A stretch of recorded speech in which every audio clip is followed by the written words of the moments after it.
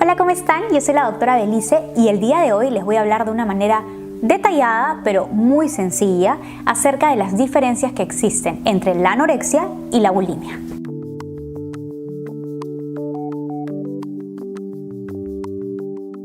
Primero resaltemos que ambos son trastornos de la conducta alimentaria, tanto la anorexia como la bulimia, donde no existe una sola causa que haga que se desarrolle, sino que son múltiples factores, tanto biológicos, psicológicos, del medio ambiente, que interaccionan entre sí para que se desarrolle cada uno de ellos.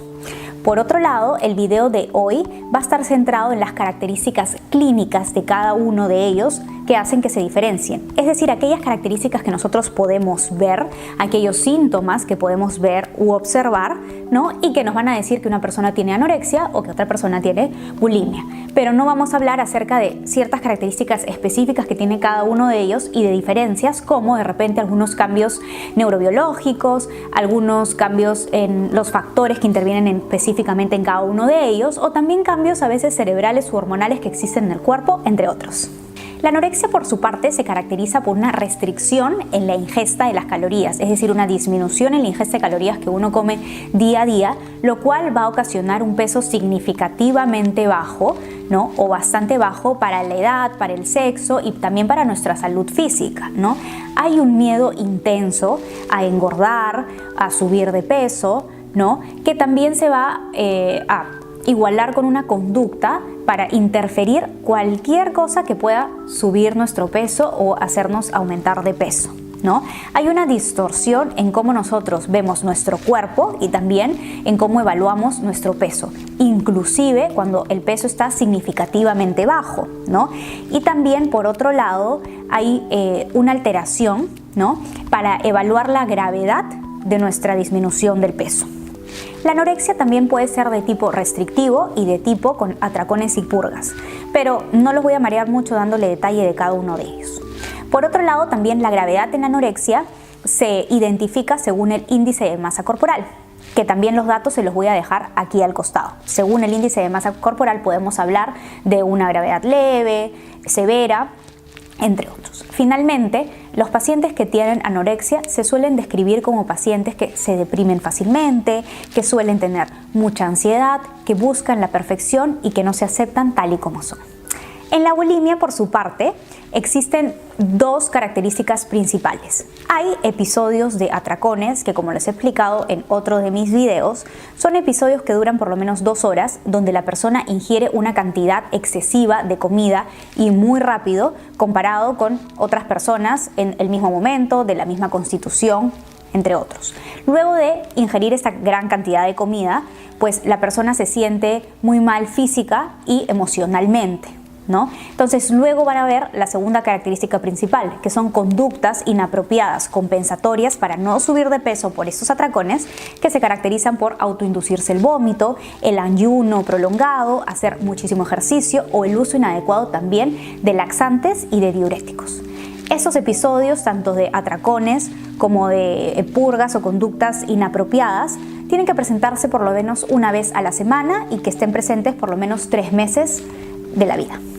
Si bien el peso corporal o la constitución corporal influyen mucho en cómo la persona se autoevalúa, es decir, el valor que se da a la persona, no se cumplen las demás características de la anorexia, por ejemplo, ¿no? Y por otro lado, estos pacientes se suelen describir como aquellos que no pueden controlar sus impulsos.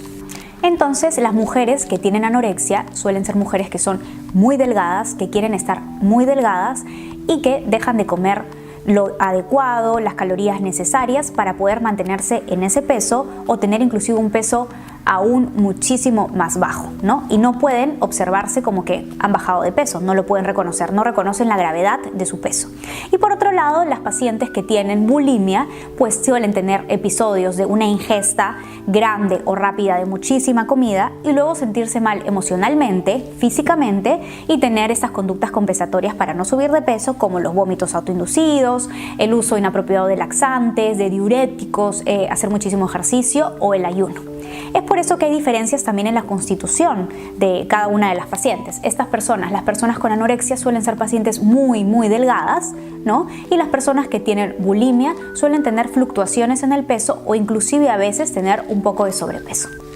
Lo importante de este video es reconocer y saber que cada uno de estos trastornos es bastante grave y puede ser fatal, ya que del 5 al 10% de estas pacientes termina falleciendo, es decir, muriendo, siendo la anorexia mucho más grave y mucho más letal. Por ejemplo, un estudio demostró que las personas que tenían anorexia tenían un 5.9 veces más riesgo de morir que una persona sin anorexia de la misma edad y del mismo sexo, por ejemplo. En cambio, para los otros trastornos de la conducta alimentaria, donde está incluido la bulimia, el riesgo era de 1.9 veces más.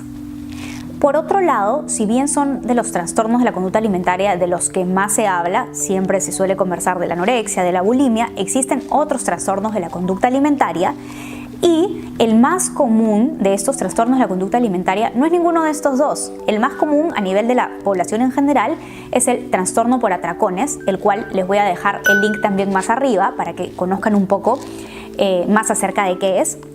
Y por otro lado, en los adolescentes es el trastorno de la conducta alimentaria no especificado, en los cuales pues no se pueden cumplir todos los criterios para ningún trastorno de la conducta alimentaria, pero generalmente por falta de información. No dejen de mandarme sus dudas, sus preguntas o cualquier comentario que tengan, ya sea al mismo video en YouTube o me pueden encontrar en redes sociales, tanto en Facebook como en Instagram, como Belice Sana Tu Vida. No se olviden de darle like o me gusta al video, de compartirlo y de suscribirse a mi canal dándole clic al botón rojo que dice suscribirse y a la campanita del costado para recibir las notificaciones cuando cuelgo un video nuevo. Sé que este video les va a ser de ayuda para ustedes o para identificar a cualquier persona que esté en riesgo. Chao, chao.